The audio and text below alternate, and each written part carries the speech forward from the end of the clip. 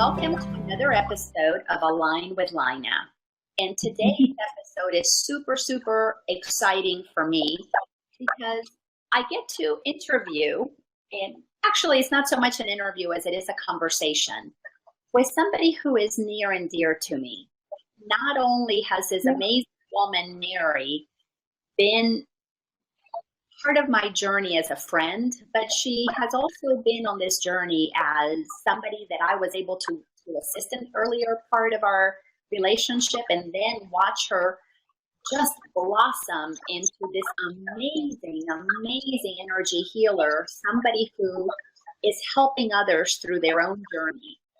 So this is really exciting because I love this woman.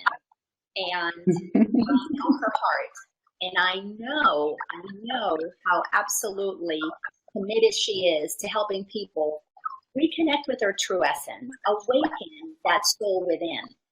So it is a wonderful honor. And Mary, thank you so much for being here with me and for sharing your amazingness with this community. My pleasure. Hi, Laina. Hello, sweetheart. So, hello. Can you hear me? I can hear you, yes. Perfect. So I've got somebody who tells me that they can't hear, so I'm going to put something on here real quickly.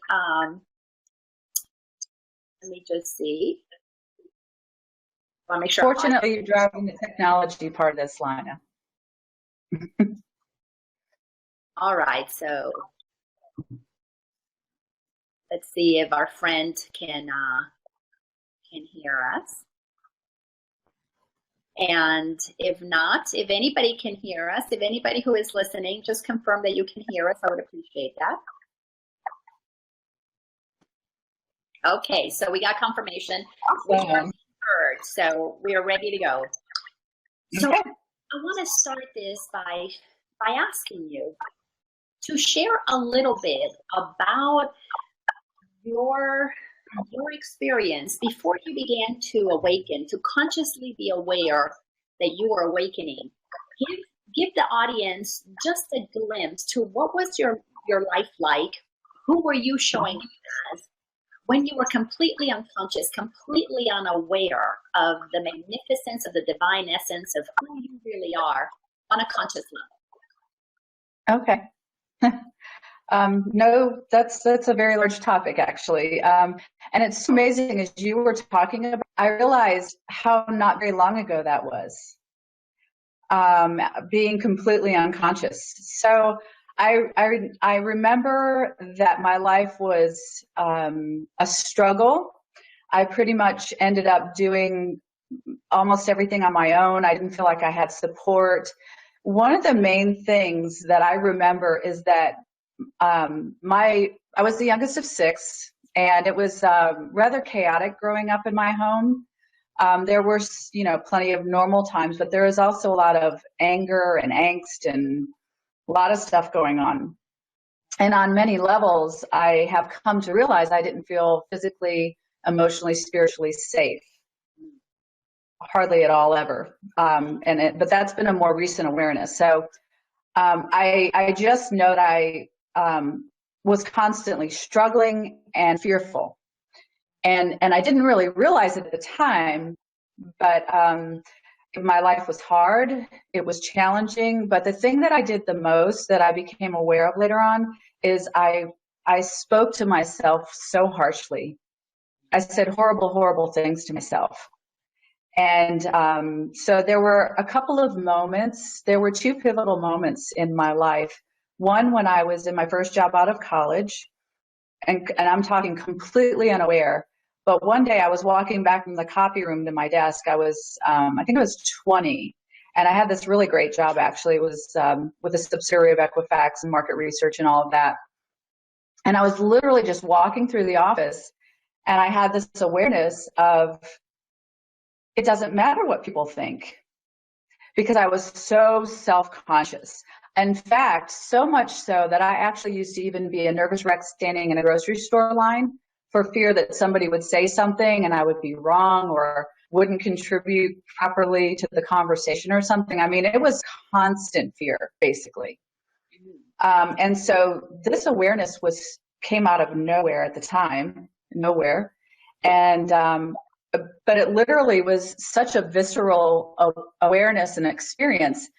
I went into the restroom at work and I got sick. I literally just started throwing up. And I didn't really think that much about it. I was, I had to get back to work, and I just kind of I was just clueless what had actually just happened. And then fast forward many, many years, I was still kind of in my survival mode. And I had gotten married and divorced, and I was raising children by myself. And I was in my kitchen, and I went to put some water in the sink, and I spilled water and it went everywhere. And so I just started bashing myself. I started saying horrible, horrible things. You stupid freaking idiot. You can't even get water in the sink. And all of a sudden I stopped, and I cleaned the floor up, and I cleaned the cabinets and everything. And all of a sudden I realized, wow, that wasn't an accident at all. The floor looks better. Why did I just speak to myself like that? And then I went many, many, many more years in that same energy of fear-based, really being super harsh on myself.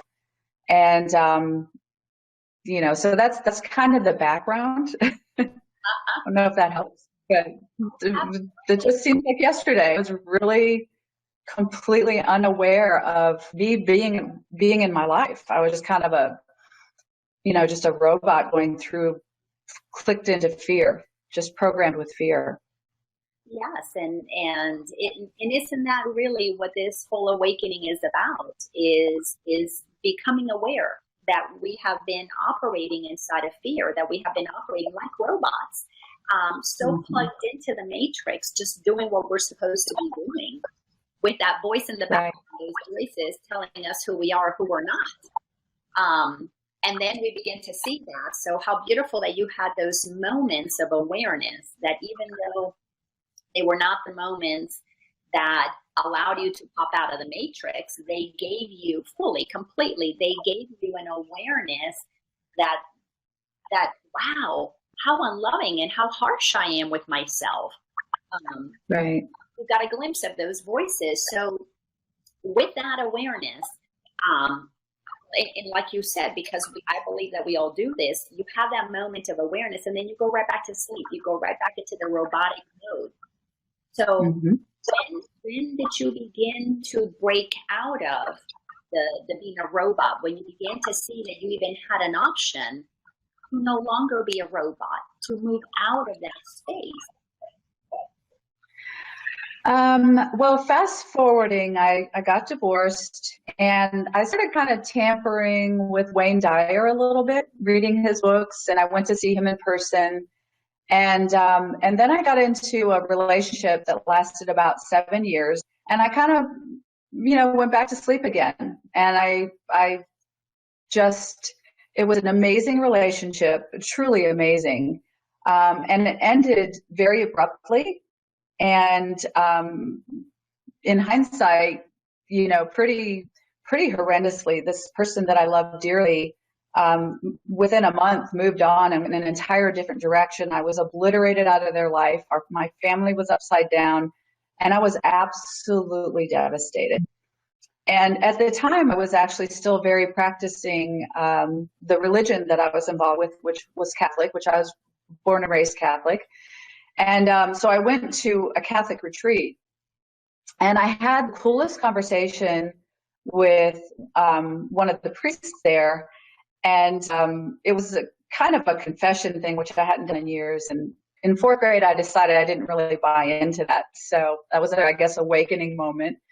But he's like, you know what, Mary? He goes, we don't really need to go there and have that formal conversation. He said, I don't buy into the fact that you can make the wrong decision as to who to be with and just be banished from everything that is love. But you can go out and commit murder and be pardoned, So we just had this amazing conversation.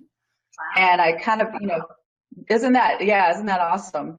And so it kind of moved me forward, and I was just absolutely devastated for several years, actually, probably like a couple, 2.5 years. And then another very pivotal moment, a friend of mine that was actually a client of mine in one of my earlier jobs had told me about this book club. And it was back when Eckhart Tolle, I see you smiling, when Eckhart Tolle and Oprah were doing the broadcast, the simulcast of A New Earth. And so she told me about it, and literally you were right down the street. She was actually much further away. So she met me the very first time we came to your book club at the Center for Awareness in Marietta. And I literally just stuck like glue. Again, she was a little bit further away, and I am completely, and I don't think Rhonda knows this, but I am forever grateful for Rhonda playing that pivotal role in me, finding my tribe, basically. Because since then, and I think, what was that, like around 2008? It was, spring of 2008. Yeah, and so, basically I used to, then I just all the time, and I used to tease and say I needed, even though I lived down the street, I needed a cot, just to sleep there, because I was there for all the programs and, assisting after I did your power of awareness and all that. So, and then I started, just the whole thing started to shift. And obviously you were a huge, huge part of that, just kind of an implosion of awareness from kind of 0 to 100 after I started becoming aware that I had choice through your power of awareness work and your workshops and your one-on-one coaching and us becoming friends. Yes. Yeah, that was a magical time, because so many people were coming into community at that time because of that Oprah's multicast, telecast, whatever you want to call it, with Eckhart Tolle's A New Earth. And it was fascinating to see so many people. It was as if we were all coming out of the closet, out of the spiritual closet, and finding our peace to begin to talk about what we were experiencing. So, you said that was, you began to see the choice that you had. Speak to that choice, because I firmly believe in, with my 11 years of coaching, I firmly believe that the shift, the real shift happened with a choice to want to see things differently, with a desire just to open up and crack the door to the possibility of things being slightly different than what we have been holding as the only way things could be. So speak to what was that like for you, making that choice? Because for a lot of people it's really difficult. For some it's really easy to make the choice. For some it's really difficult. What was it like for you? Well, I think, actually, to make a distinction, I think initially I became aware that if I improved the way I was thinking, my life became easier and happier. However, I don't really know that I actually realized, I guess maybe I could be a little dense or whatever, but I don't know that I realized that I was making a choice per se. I knew that I had the ability to make some different decisions and movements and things like that. And so there was a period of time longer, and especially now as I'm more and more and more into, and I have just, where I have ended up being as a healer in light of where I was is just astounding to me. So absolutely, I've been saying yes to my path all along, but I'm even on a daily basis now becoming more and more aware of the clarity of what it means that I am constantly at choice. So that's been an evolution, and that continues. And I believe that's probably always going to continue, to go deeper and deeper and deeper, and know that each and every second of every moment, we have the right to choose how we're going to feel and how we're going to respond. So it wasn't an immediate, oh, I've got choice here, I can just shift this idea and change that thought. I just kind of, I don't know, I feel like it's important to clarify that. But I did become aware that as I chose to think differently things shifted in my life. And one of the things that was the biggest catalyst, or the biggest thing that showed up in my experience that was different, was when I had the breakup of that really significant relationship. I went through a really challenging time financially, and my family lives far away, and I just didn't have a lot of people close that that I felt like cared or had my back. And come to realize later on, it was primarily because I didn't know how to care for myself and have my own back. So that's been an amazing awareness. But I said to myself, I'm literally going to create a family here that I can see and touch and hold on to, literally. And then I started making friends, you know, first of all with you, and then other people from the center that are still you guys have become my sisters and my family and my tribe. And I can't imagine, I just can't imagine my life without you guys. So, and, you know, kind of fast forward as my life path would take me, I had a little get together at my house 8 years ago, and now I have a private group of women that gets together on Facebook and shares kindness and love and good karma, and we do good deeds, and we share our happiness and our joys and our fears and all of that. So I am just absolutely surrounded. My relationships have improved just exponentially. So it's been a fascinating journey, for sure. It definitely is. I know.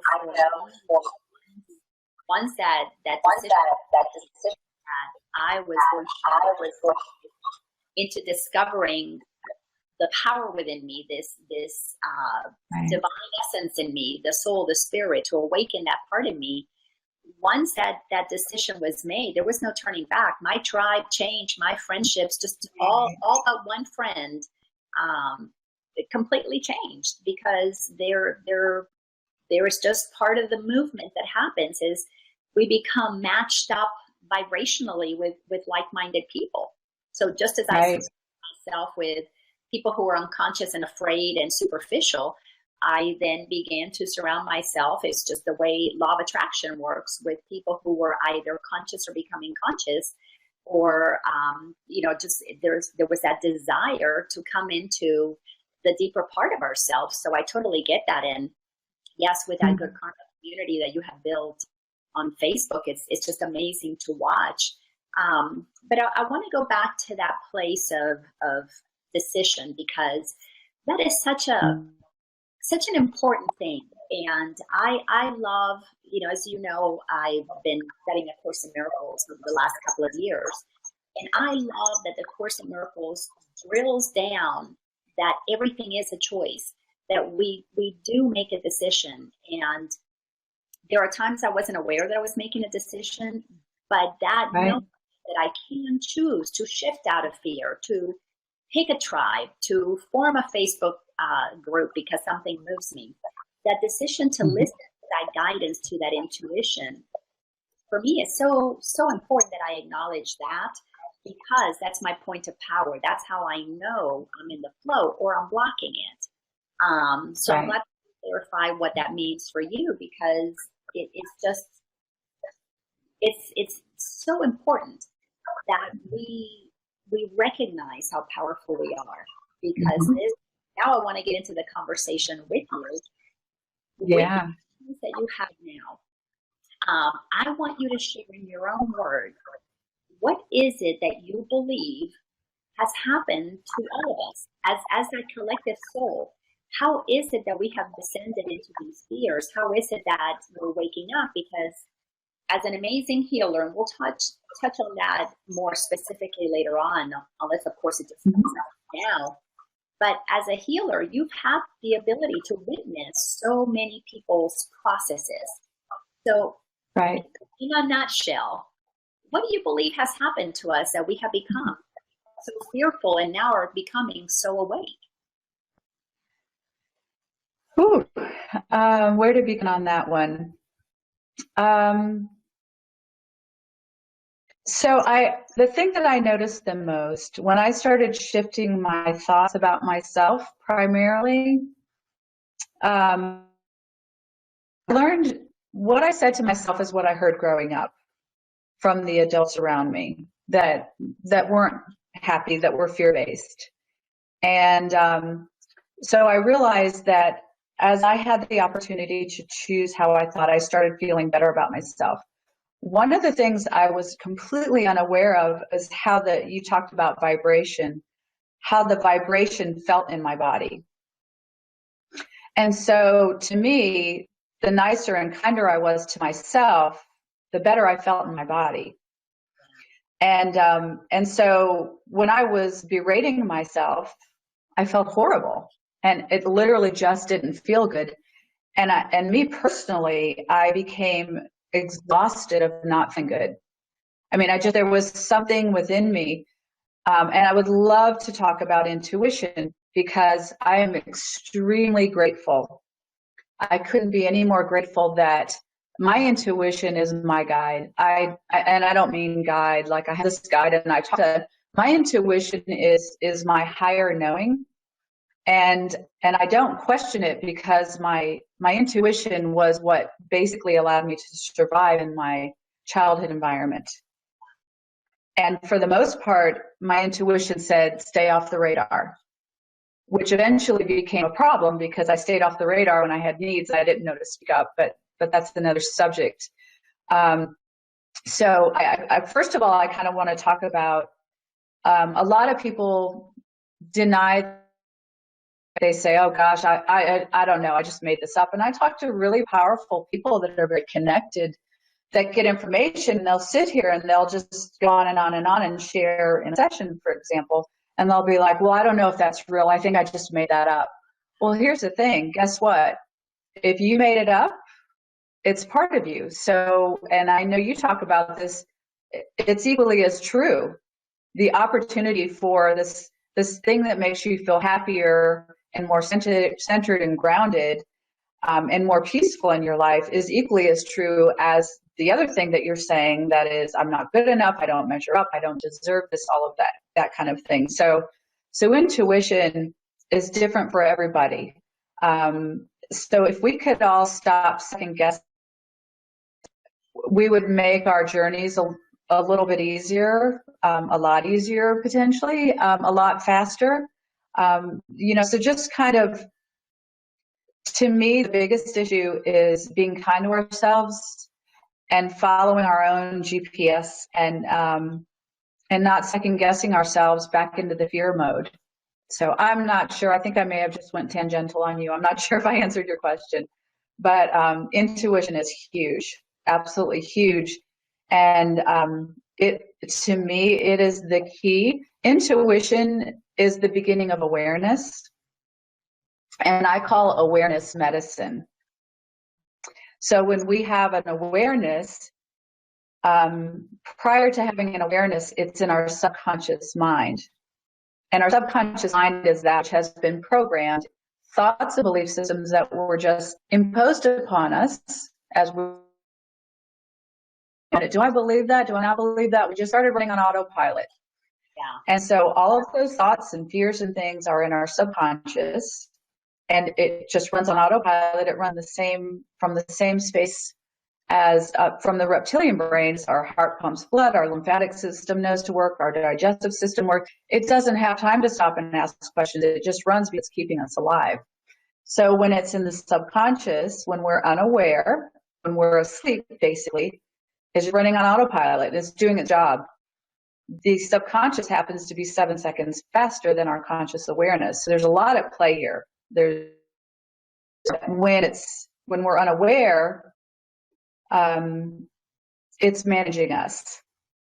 So anytime we can have an awareness, which is exactly what you teach, I call it medicine. It's kind of like taking a time release capsule of medicine, spiritual medicine, for our truth to begin to evolve.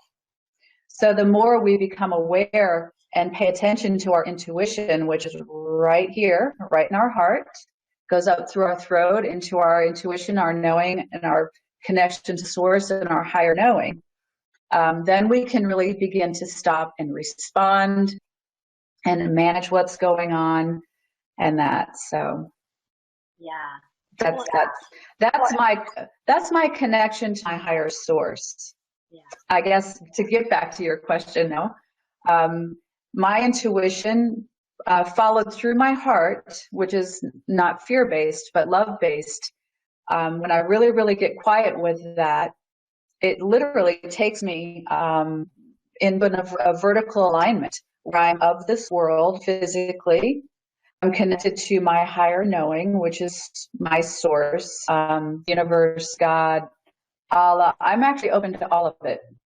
I'm not really any one dogmatic religion. I'm literally open to anything that is loving and kind and genuine and authentic and peaceful and a genuine, authentically aligned space.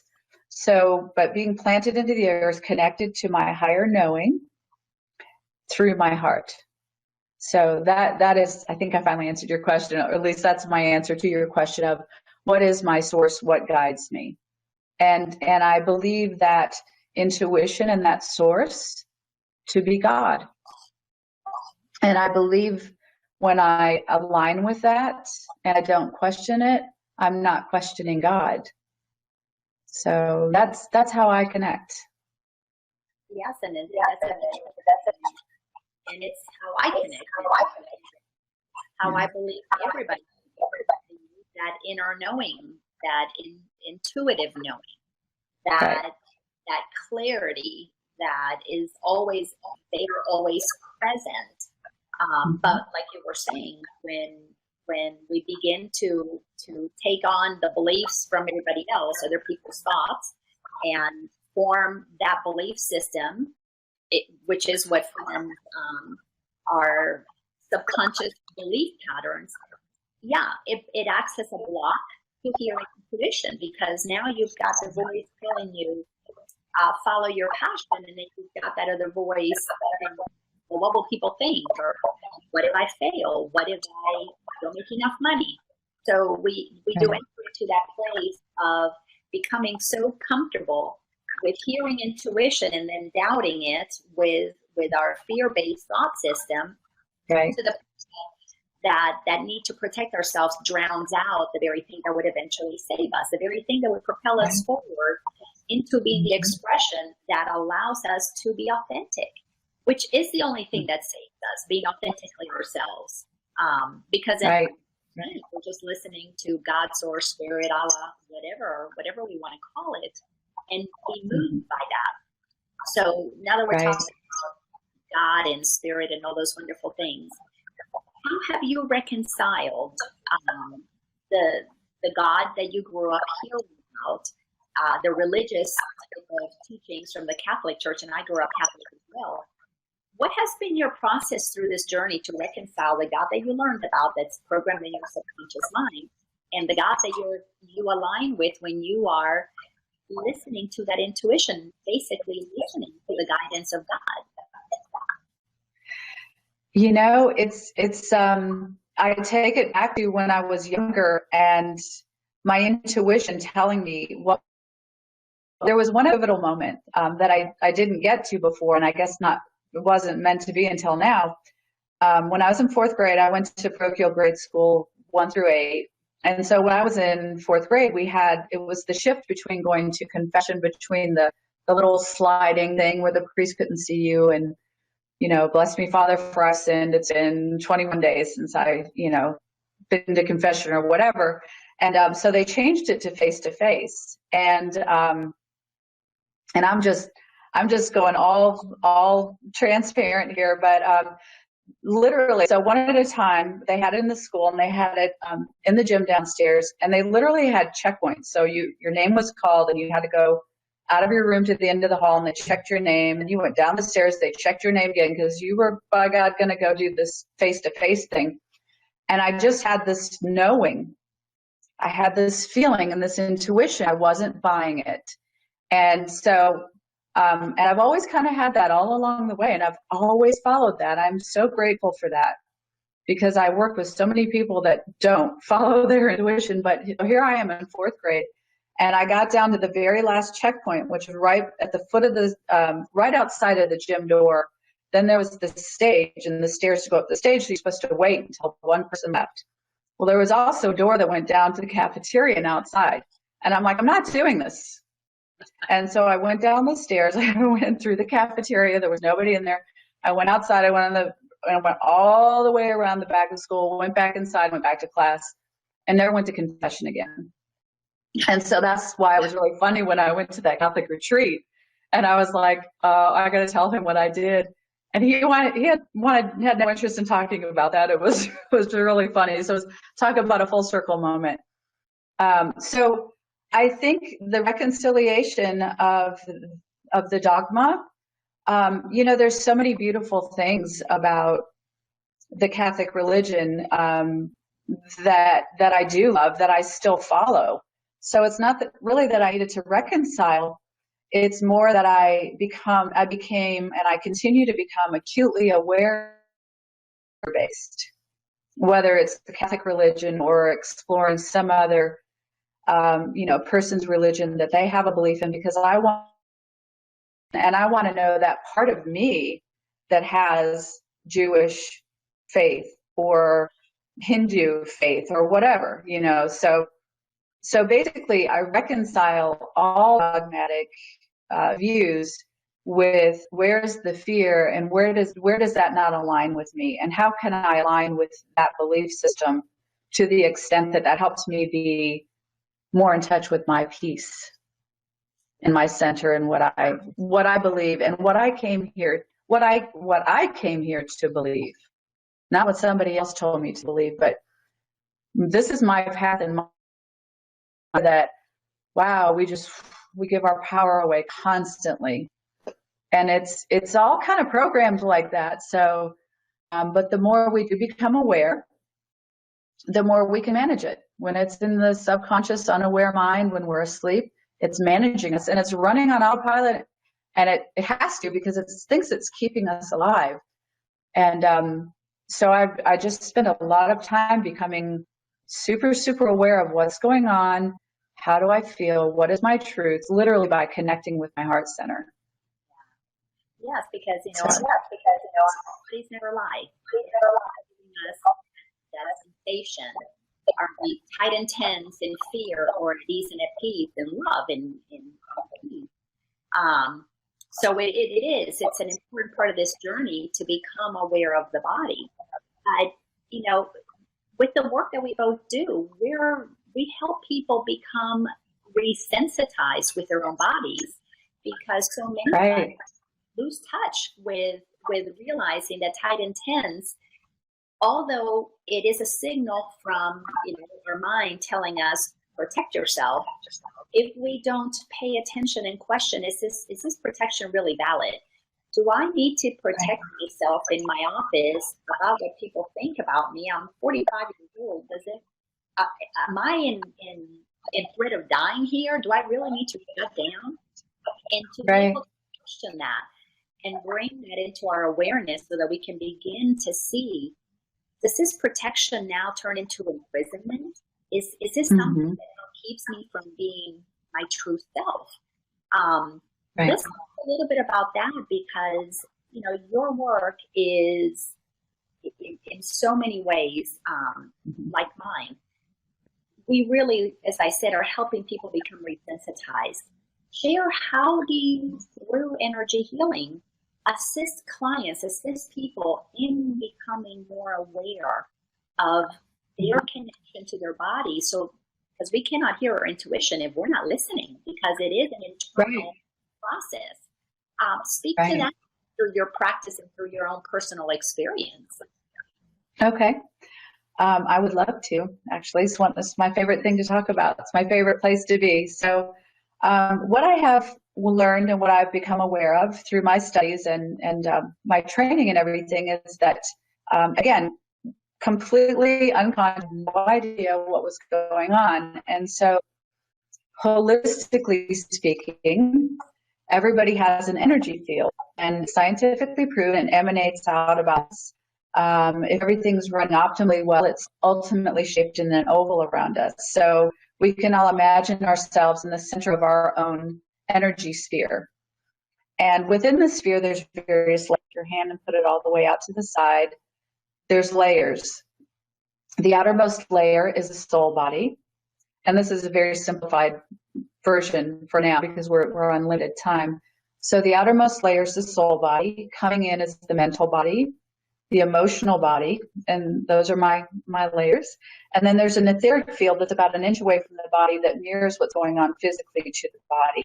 So through seeing, sensing, feeling, touching, and discussion, which is a huge component of how I work with my clients, has ever happened physically, emotionally, mentally, spiritually within the energy field. So shocks, traumas, things that have happened, belief systems, it all impacts our energy field, which surrounds our physical body.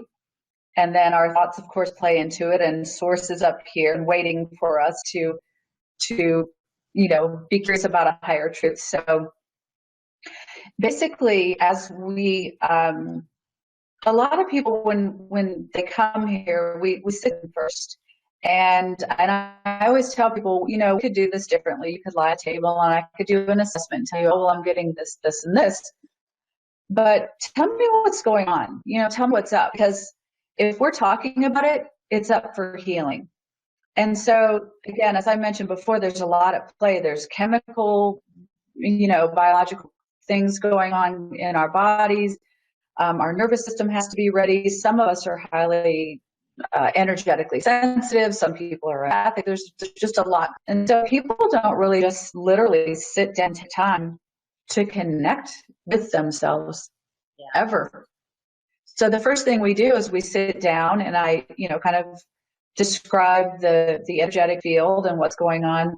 And then probably 9 times out of 10, I'll ask somebody, and everybody is welcome to try this. The left hand is receiving. So you can take your left hand and connect with your heart center on your sternum. And just imagine breathing into your hand. So breathing in through the front of the heart center and exhaling through the back of the heart center, because there's energy centers and chakras. So the heart chakra is actually the first responder to everything. So a lot of fear and a lot of trauma. People, oh, my heart, that hurts my heart. And so there's a lot of toxic energy that basically kind of builds up, and trauma can land anywhere in the field, but the heart takes a lot of responders. So I don't want to put any words out there, but if we connect with our heart and just spend time and not get up and be on to the next thing, there's information, there's tremendous truth and information that we can connect to in our hearts. And so I will take people there and oftentimes people literally just even by stopping and connecting with their heart become very, very emotional, because we just don't get of listening to what our soul wants us to know. Mm-hmm. Yes. So, and then we kind of go from there. Yes, and in this world that is so head-based, it's all about what can I get, what can I do, how can I protect myself? It's so me-centered. It's really interesting that in being me-centered and it's all about what can I get, we actually disconnect with the center of ourselves. It's a really fascinating paradox.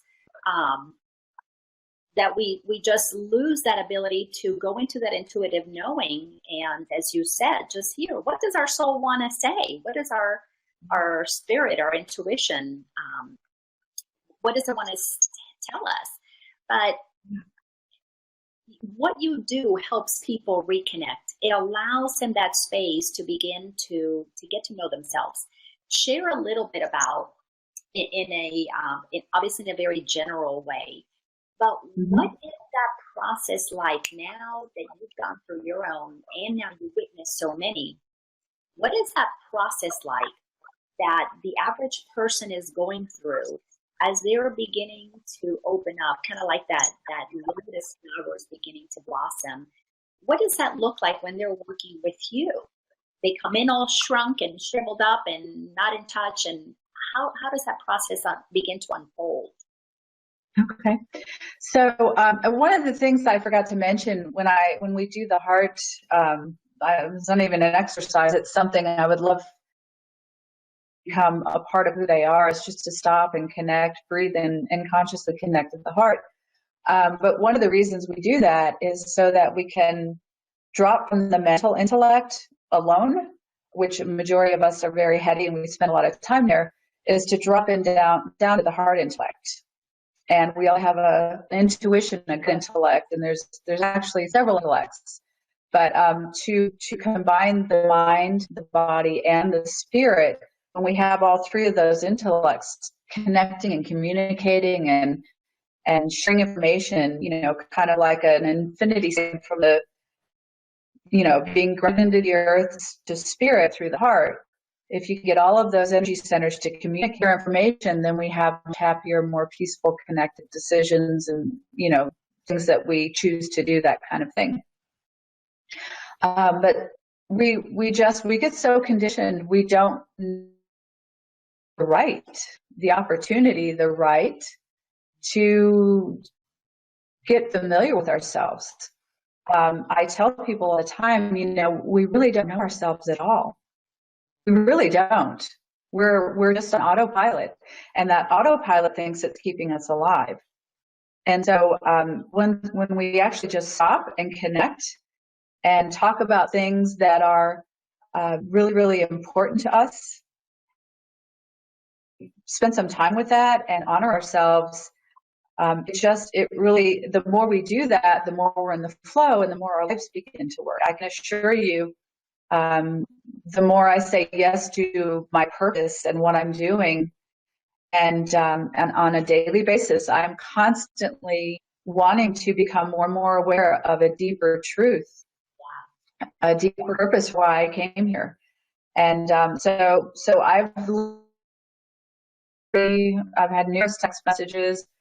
Somebody may do a session and you may not hear from them, and then a year and a half later they're going to be like, you know what? You may not remember me, but I came to you and this happened. My life shifted.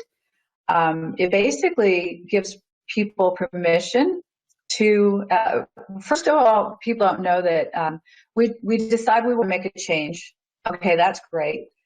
But then there's another couple of components that really needs to happen. People have to give themselves permission to make that change, because subconscious is over here going, oh no, that's not going to happen. That's not what you believe. That's not what you've been thinking all these years. That doesn't keep you alive. So we have to, 1, become aware, 2, choose what our new direction is, 3, give ourselves permission, 4, allow ourselves to do that.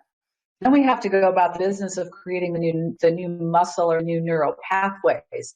And it took a long time to get this other way. So we have to be gentle and kind with ourselves in order to go to the new direction.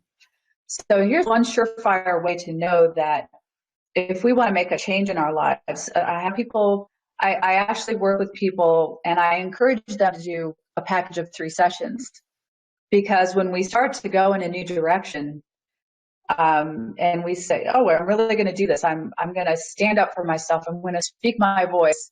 And then we go to do that, and then like the whole world comes crashing in on us as an opportunity to say, how bad do you really want this? And so a lot of times people will do a session more tense and more challenging, not all the time, but I tell people, you're on the right track when you're trying to move forward and the old way is pulling you back in because it thinks it's keeping you alive, and it's trying really hard to the ego is trying really hard to maintain its position as your gatekeeper, as your, where you've always been. So we don't want to say, hey, you're fired. It's more kind of, thank you for your service.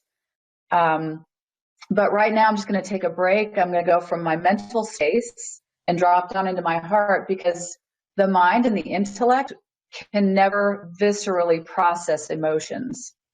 And so again, it's a whole mind, body, spirit thing. So people are trying to figure out in their mind, how do I get over this? How do I actual loop? And they're not combining the heart space, which feels, and some of the stuff's really, really scary and really painful. in that I didn't grow up in a very safe environment, you know, coming full circle, my goal is to provide, I hope I provide, and I believe that I provide a safe environment for people to go into these places that aren't so pretty and aren't so fun, all, you know, initially. But then once we get used to it and we become more and more aware that we do have choice, and that our lives can get better through ourselves and listening to ourselves and being kind to ourselves and not judging ourselves, then it becomes easier and it becomes fun and easy, like you said. Not all the time for me, but I like to kind of, you know, I like to embrace all aspects of you know, sometimes I'm, you know, I'm not feeling great. You know, sometimes I'm just tanked and I just want to lay in bed till noon. And guess, and I don't mean any apologies to anybody about it. So if you treat me before, I mean, sometimes everybody, I may or may not be available. But it's honestly honoring ourselves and just letting who we came here to be shine. Yeah. Just stop beating up on ourselves. Be kind. The kinder we are to ourselves, the kinder we can be to other people. If we're judging others, it's probably something within ourselves that we're uncomfortable about. You know, so just take a look at it. Don't be hard on yourself. You know, and if someone's arrogant, it's not that I necessarily want to be arrogant, but I can assure you, I need to speak up more and I need to empower myself and be more assertive. And so if somebody's really bothering me because they come across as arrogant, well, I can be assured that there's a part of me that needs to be more assertive, not arrogant, switch approach. Yeah. So everything in life is a reflection, is a mirror, is an opportunity for us to love ourselves, or I can, you know, there are aspects of me where I can be arrogant, or you know, I need a lot of downtime and a lot of quiet time to recharge my battery. And sometimes I may look like I'm being standoffish, you know, and I own that. For the most part, I'm coming from a space of loving kindness and high heart, and I do the best I can. And I also allow myself to be human and, you know, fall down on the job sometimes. Yes, this is a journey. There is movement to it, and we will be swinging between our head and our heart. And the reason I align with Laina is because I want to offer people the opportunity to consider that we need to align that mind, body, spirit. The mind is supposed to be a wonderful servant, and when it's just filled with fear, it certainly doesn't allow us to tap into that heart, to listen to that intuition. It really should be our guide, should be our master, if you will. But I want to say hi to Birgit, who is joining us all the way. That is very, very exciting. Wonderful. Hi, Birgit. How are you? And thank you so much to everybody who has joined us and been part of this wonderful conversation. If you have any questions or anything you want to pose, please, by all means, do so, and I will get it over here, and I will share it with Mary so she can see that. But Mary, let's shift from talking about the spiritual journey and the processes that we've gone through. As you've said, we grow up conditioned and experience fears and have these voices telling us we're less than what we are. We begin to become aware. We begin to hear intuition again more clearly and begin to make the decision to listen to that voice inside. Obviously, it's a scary time when you begin to question your own thoughts and you begin to realize that we are the ones who've been keeping ourselves small, keeping ourselves uncomfortable and in fear. So there is that scary moment of realizing, wow, I've had all this power all this time and didn't know how to use it. Right. It could be very overwhelming. Yeah, and that is what the essence of the awakening is the power that we have is waking up, and we're learning how to use it, how to integrate it. But to integrate it, we got to let go of our fears. We got to let go of the limitations as our strength begins to come forward. But let's shift topics now. into what Okay. some people might call woo. So let's talk about, from your perspective, with seeing so many people who are waking up, seeing so many people who are gaining an awareness of their power and stepping into it, what do you see as a collective happening right now? Where do you see things moving in the next, foreseeable future? I know neither of us have a crystal ball, but we both have access to some pretty powerful intuitive knowing and guidance. What are you seeing happening here on the bigger stage, on the global stage? It's kind of like what I started to touch upon a little bit just a second ago. Everything is an opportunity to learn to get to know ourselves better. So that subconscious that I was talking about, that we've been talking about, the unaware mind, the asleep mind, is being broadcast on a global stage right now, and it's we have our own personal conscious, but then we're all connected because, as I was talking about our energy fields before, everything is interconnected. And so, like it or not, we are impacted by the people who are triggering us, and we're also impacting them, because it's all one, and we're permeating, and everybody's on their own path. And so on a global stage, people are having the opportunity to get really, it's kind of like maybe silt at the bottom of the gas tank. It's being kicked up, and it doesn't necessarily make the car run smoother. It kind of makes it sputter and stammer, and until you can clean the gas tank out and put in fresh gas. It's giving everyone an opportunity to get really, really clear with who they are. Again, to me, we are here to figure ourselves out and to become completely aware of who we are and balance. To me, karma means balancing divine energy, equalizing. If I've hurt somebody, I've also been hurt. If I've hurt somebody, or rather, if I've been hurt by somebody, which that breakup was a huge thing in my life, I realize I too have hurt people, maybe known or not known. And so when I can embrace that about myself fully, I am divinely balancing and equalizing that energy. And so to me, there is a divine equalizing force at work right now. It's always been going on. It's actually, it's been coming in waves, and came from basically a lesser conscious space to provide an opportunity for me to have my journey, for me to provide an opportunity for my children to choose what they believe, which is, their path and their choice. So, it's an opportunity for people to get really, really intensely intimate with themselves as to what's important. And I just keep getting the words creative expression coming from the root chakra. So there's this major, and I mean, I'm talking on a global basis, there's the root chakra that's rumbling and moving and shifting, and a creative expression that wants to happen. So whereas, it was kind of business as usual, and we were all kind of functioning in I don't use the word comfortable, but a familiar mode of operation, it's really kicking up a lot of dust and in people's faces and their lives, and things are just really being, kind of cataclysmically in your face to decide whether you choose to become more aware or not. We can stay in fear. It's certainly our choice.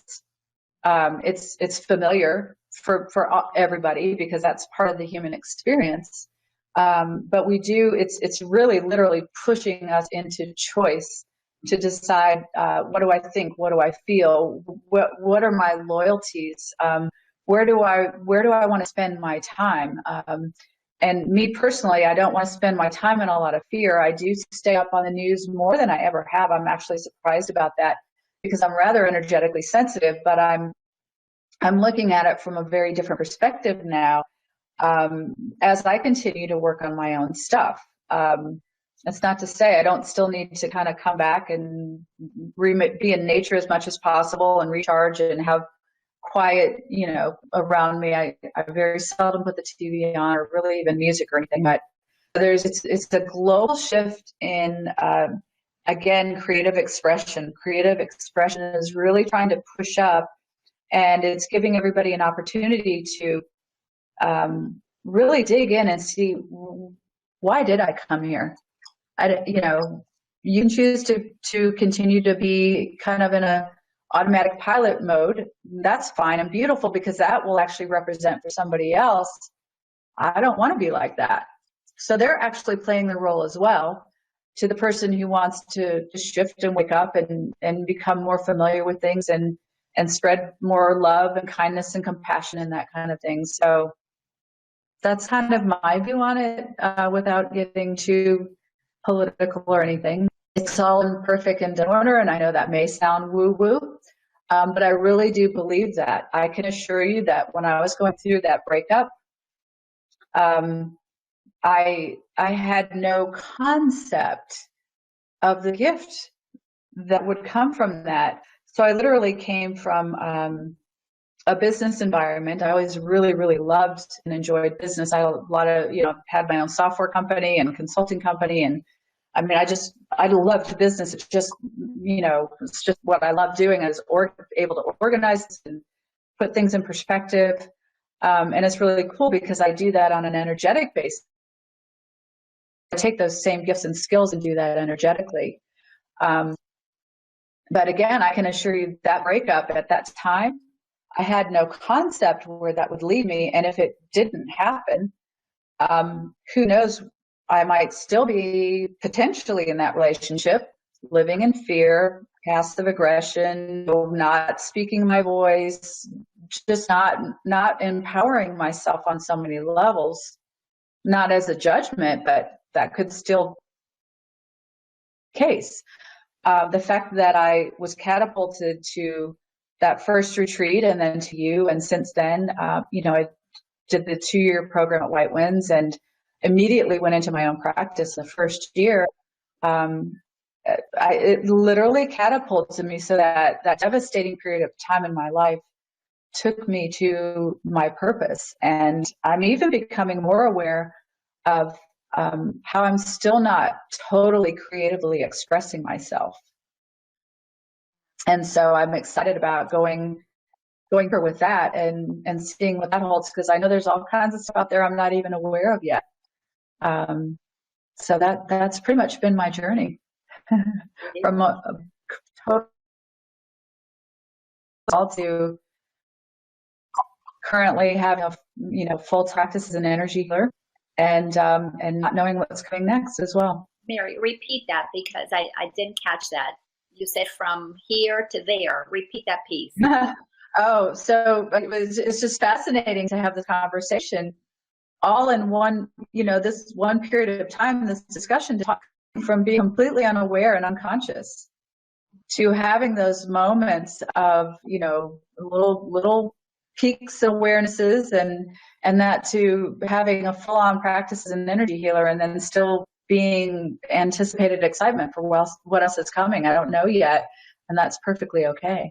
Yes, and speaking of you being an energy healer and having your own practice, I am going to put up here how people can connect with you at beinggoodkarma.com.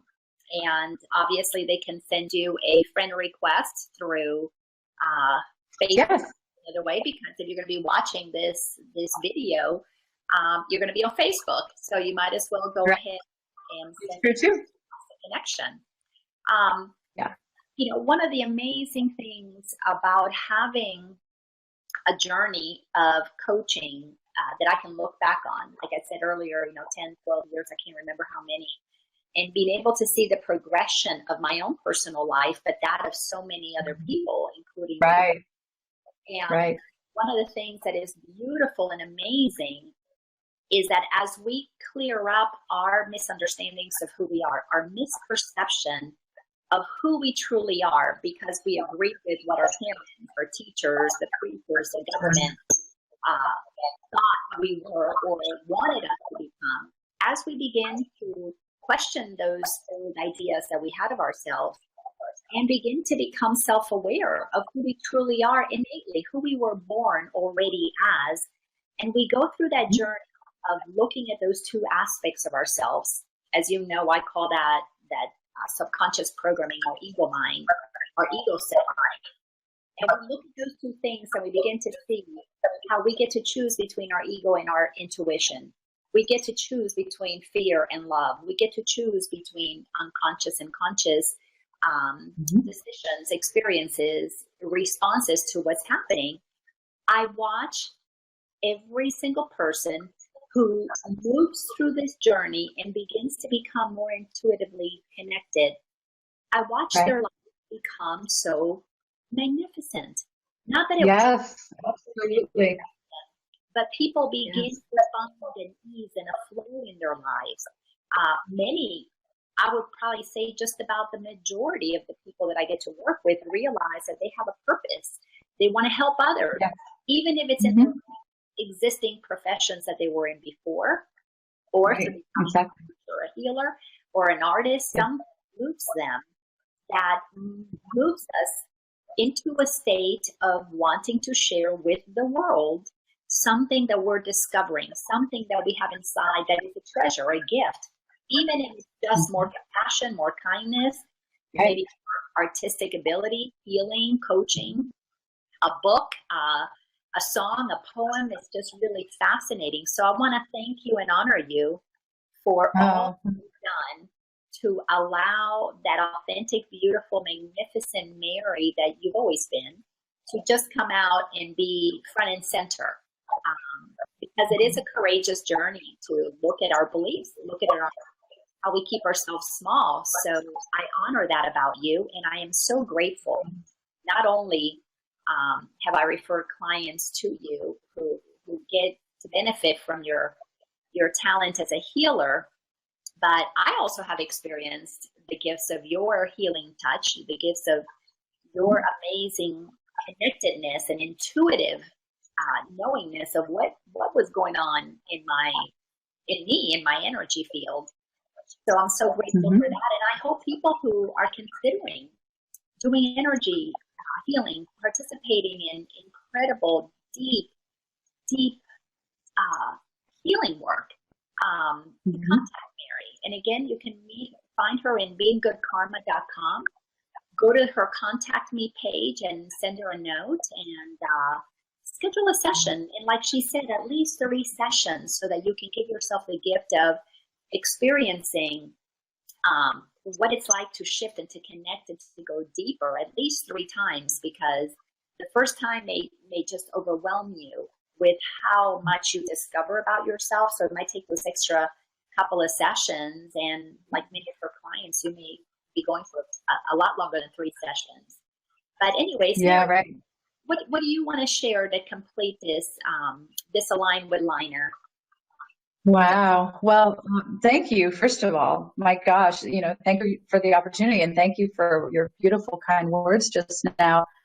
Obviously you were a huge part of into my day. I did a coaching session with Laina one time. I was talking about when I was a little girl and I had on my little footy yellow pajamas, and we talk about that session pretty often. It was really significant in my journey. So thank you too for what you're doing. But definitely, obviously I would love to work with anybody who feels drawn to do the work. We are ready when we're ready, if we're ready. There's zero judgment. And so I absolutely honor you as well. And what a interview by one of my best friends in the whole wide world. I'm just honored. It was really a lot of fun. Thank you. It is a lot of fun.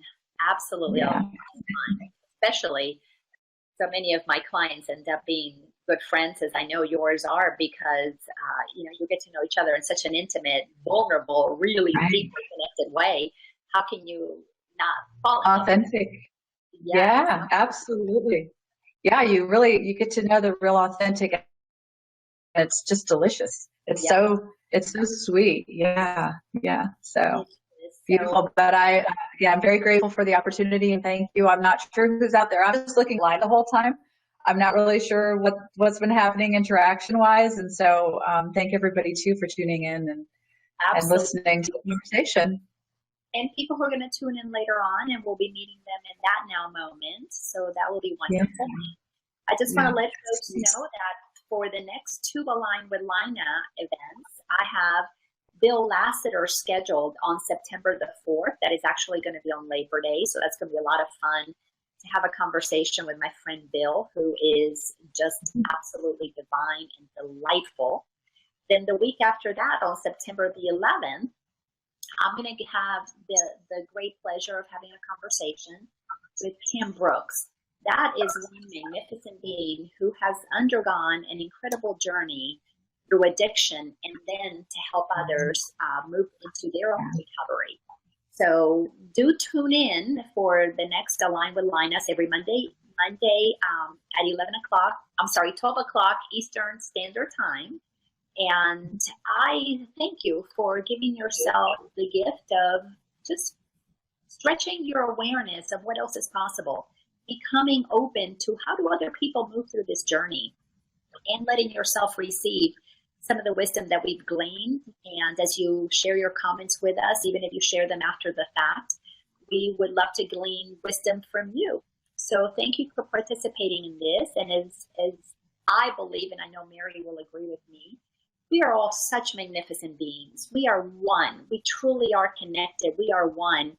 And it is absolutely delicious coming into connection, into community with others who are on this journey, because like Mary said, we are a collective consciousness. To the degree that we remember our connection, we will be able to really, truly bring about healing for this planet, for all of us. So thank you so much. And remember, we are magnificent. Have a great day. Bye-bye.